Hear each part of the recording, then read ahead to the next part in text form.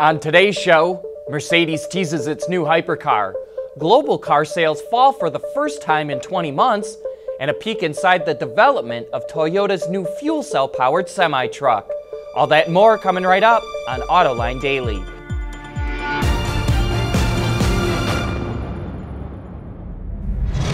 This is Autoline Daily, the show for enthusiasts of the automotive industry. Global car sales slipped for the first time in 20 months in April. Ward's Auto reports that automakers sold 7.3 million vehicles worldwide last month, which is down 3% compared to a year ago. Each region saw sales slide. In North America, sales dropped 4%. In Europe, it was a 6% drop. In South America, sales fell 1%, and sales were flat in Asia. But even though car sales were down in April, for the entire year, sales are at 31 million units, which is up 3% from the prior year. Honda just opened an advanced public charging station in Germany designed for both current EVs and future models. The 940-volt station is able to provide 150 kilowatts of energy across 4 vehicles charging simultaneously.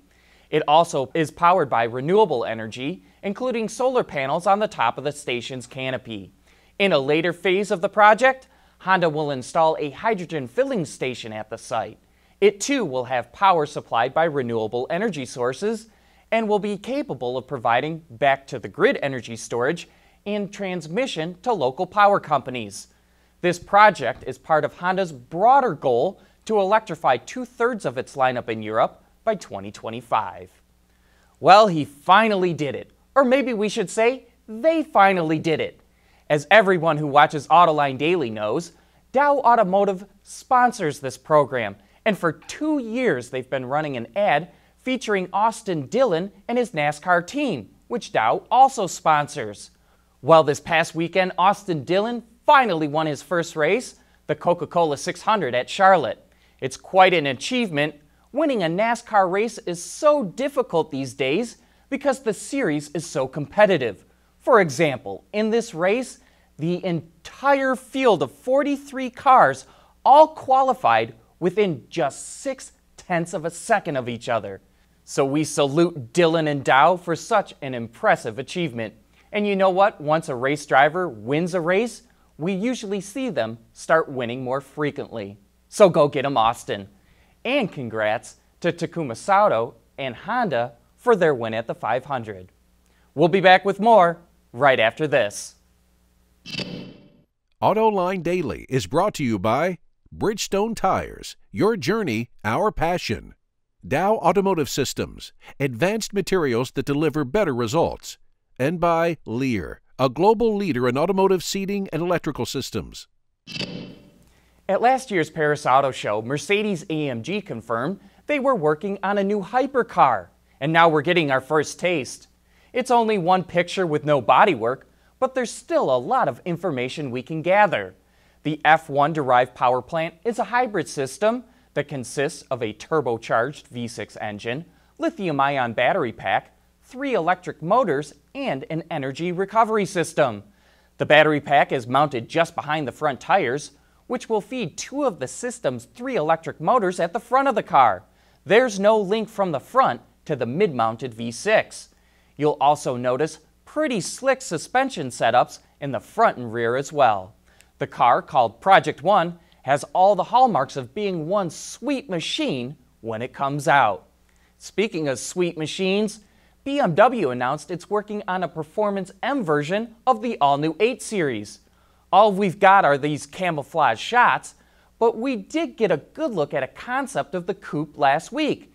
And like any M model, just picture everything looking more aggressive, and you'll have a really good idea of what the car will look like. Speaking of BMW, it showed its vision of what a future scooter might look like. Called the Concept Link, it was inspired by BMW Motorrad's Vision Next 100. But aside from its Tron-like appearance, the bike features an electric motor and battery, a bench seat that can be moved forward and backward, a HUD that projects useful information, and a secondary display screen. I don't know about you, but I think this thing is pretty cool looking. I'd be happy to scoot around on one. Coming up next, a look into the development of Toyota's fuel cell semi-truck. For the people at Dow, racing is a sport and a science. We enjoy one and learn from the other. But like most competitive people, we like winning at both. This is the human element at work. Dow. Whether it's on television, online, or through social media, Autoline knows how to effectively get your marketing message to the people you want to reach. Contact Stacy Eman today. Last month, Toyota announced plans to begin tests of fuel cell-powered semi-trucks at the ports of Los Angeles and Long Beach. And on last week's Autoline After Hours, we were joined by Sheldon Brown, the Executive Program Manager of Toyota's Advanced Fuel Cells. And he shared insights into the development of the hydrogen-powered heavy trucks.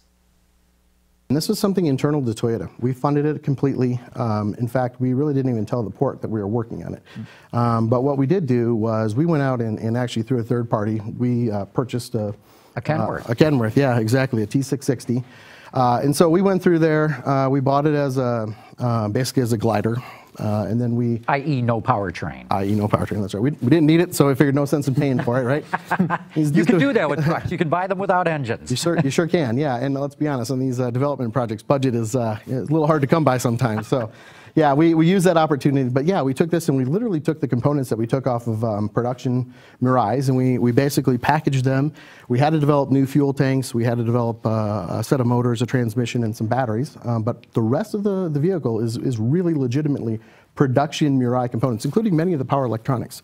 So we put those in, we packaged them. Obviously, before we got that far, we did a little bit of modeling to make sure that this sounded better than just an idea on paper, and there's a little bit of validity to it. But yeah, we brought them together, and then at that point in time, we went through and developed the vehicle. It took us about, from the time we really started, I'll say, the real packaging, got the green light to spend the money, about 12 months, about a year. And then we spent the next 4 months validating and making sure that we had sort of hit our numbers. And right before we introduced this back, I think it was on the 19th of April, we did bring PACCAR and their executives just to let them know, hey, we've used your vehicle, and just sort of as a courtesy to let them tell them, hey, we've done this, and we'd like for you to see it. And certainly, looking down the road, if there's an opportunity to collaborate, we've left all those doors open, because right now, we're just in the proof of concept phase right now.